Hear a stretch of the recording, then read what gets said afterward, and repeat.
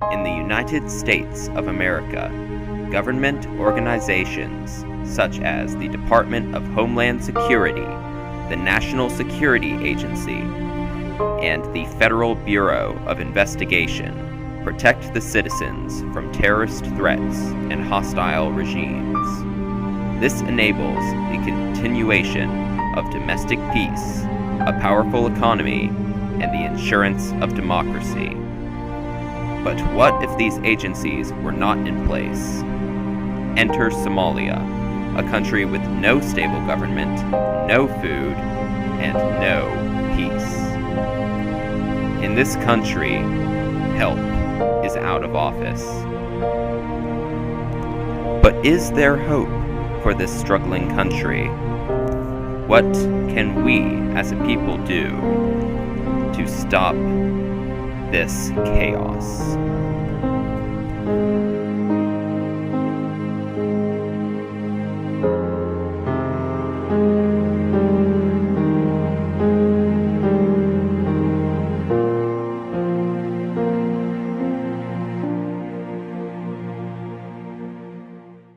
In the mid-20th century, European empires organized a mass decolonization of their African territories. Due to European disregard for African tribal borders, however, most African nations have not fared well. In Somalia, the tip of the Horn of Africa, the only lasting state has been one of chaos. The regime has made Somalia unpredictable, sometimes allowing supplies from relief groups to enter the country, and sometimes blocking it. Victims of massive famine cannot take such inconsistencies much longer. Somalia's underdeveloped agricultural economy has suffered under the reign of Al-Shabaab, an Islamic extremist militia with connections to Al-Qaeda. The combination of famine, lack of industrialization, and neglect by the regime led to its collapse.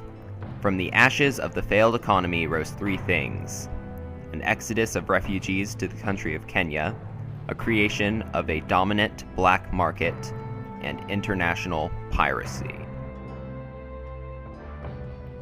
We seem to hear news about starving people in Africa every day. To some, it may even seem like a cliché, but there's nothing trivial about the refugee camps of Kenya, to which so many victims of the Somali famine have fled.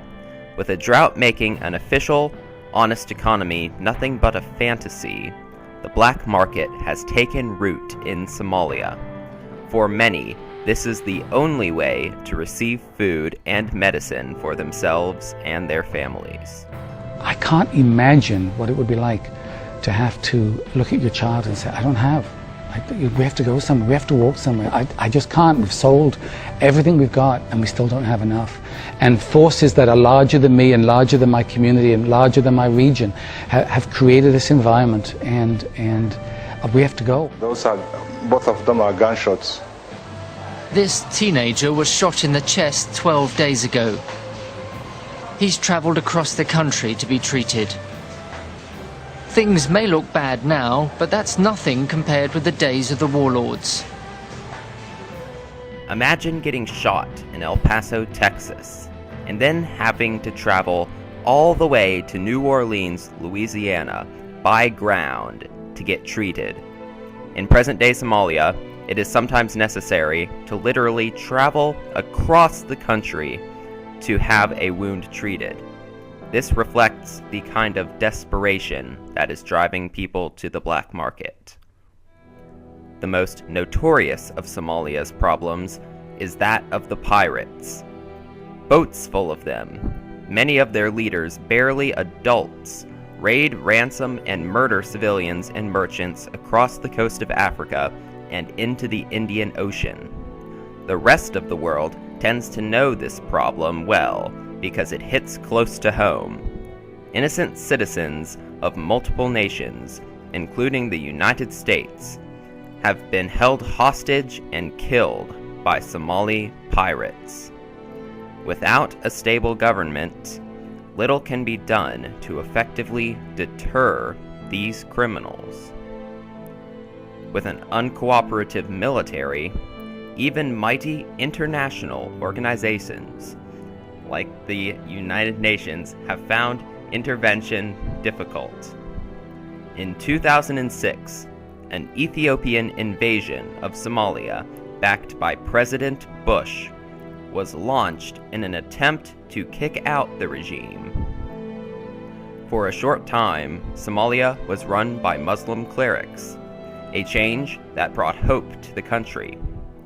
Tragically, al-Shabaab easily returned to Somalia and to power.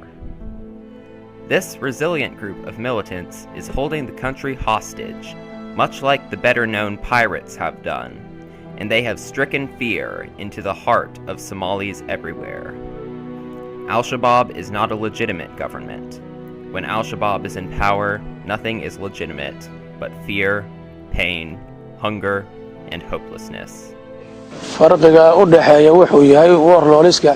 The difference between the warlords and us is that they did not have public support.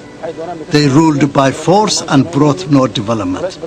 We will strengthen the peace, bring back justice, and we will not oppress the people. So what can we, as a people, do to stop these problems? Relief is sometimes not allowed into the country, and we cannot be sure if al-Shabaab is down for the count. What we do is build momentum and make a difference right now, while it counts. When I get older, I will be stronger. They'll call me freedom, just like a waving flag.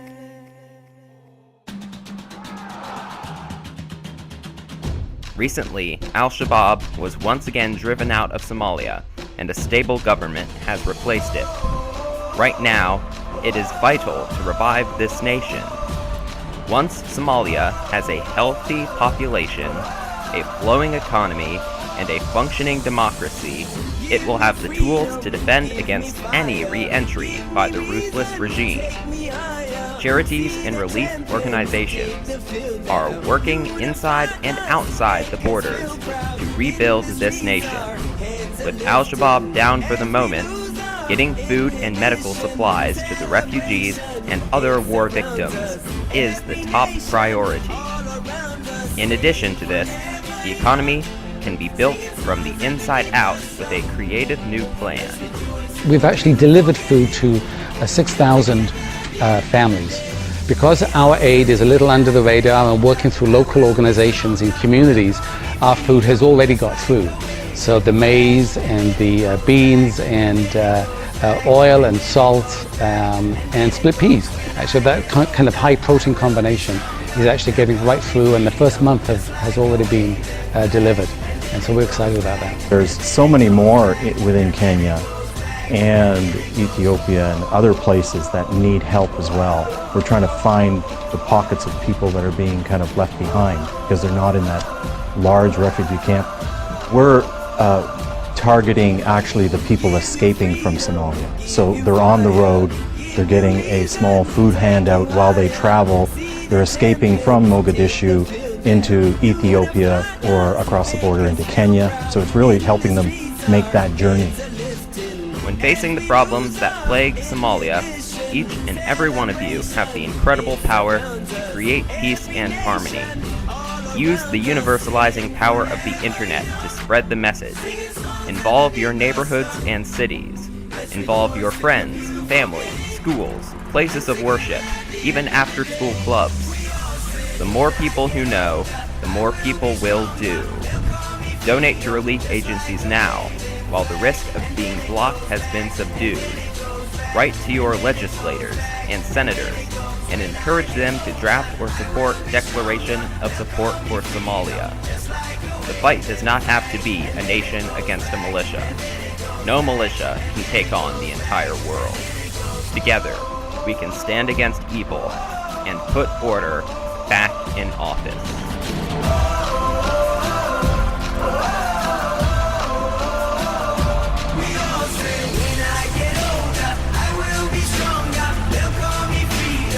Like a waving flag.